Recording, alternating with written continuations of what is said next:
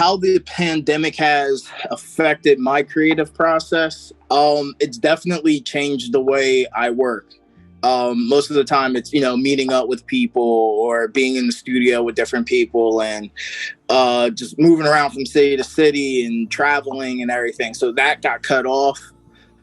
Even people coming to me, I'm in Miami, so it's like a cultural center with studios and there's nightclubs I work in here. So running into artists, meeting people through that has been cut off. So it's definitely been a different and a switch to making everything very digital, Zoom calls and, just meeting people on Instagram and just socializing that way.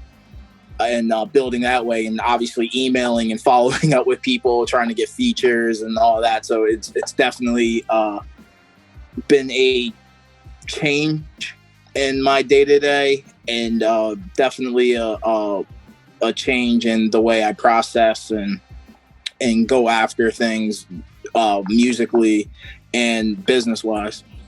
Personal growth has definitely had time to get health right, and living in Miami, working in nightclubs here, it's definitely late, like more early mornings pretty much. Like I start DJing at 12 a.m.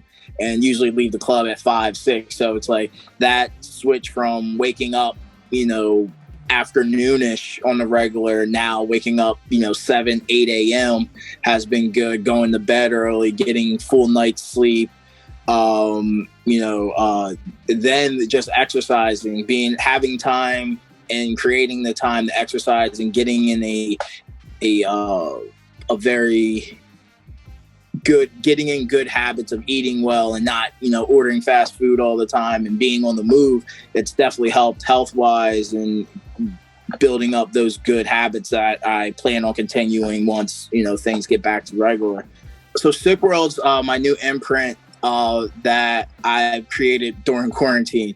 The label for me is a way to help artists that come my way and be able to direct them and stamp them, like almost like the cosign, like when like DJ Drama would have the gangster grills, like that's what Sick World is for me. It's for me to help artists, to push artists. Speaking of Too Toxic, Pretty Boy Kelsey and Pressure Dahmer are artists that I have on Sick World also. They're releasing through me. There's another artist, LA the GOAT, that was releasing through me, but he now just signed a deal with So Def with Jermaine Dupri and Def Jam. So he's a success story that we started in probably April and been pushing his song 8 bands, and he dropped a project through Sick World, and it built the momentum even in quarantine.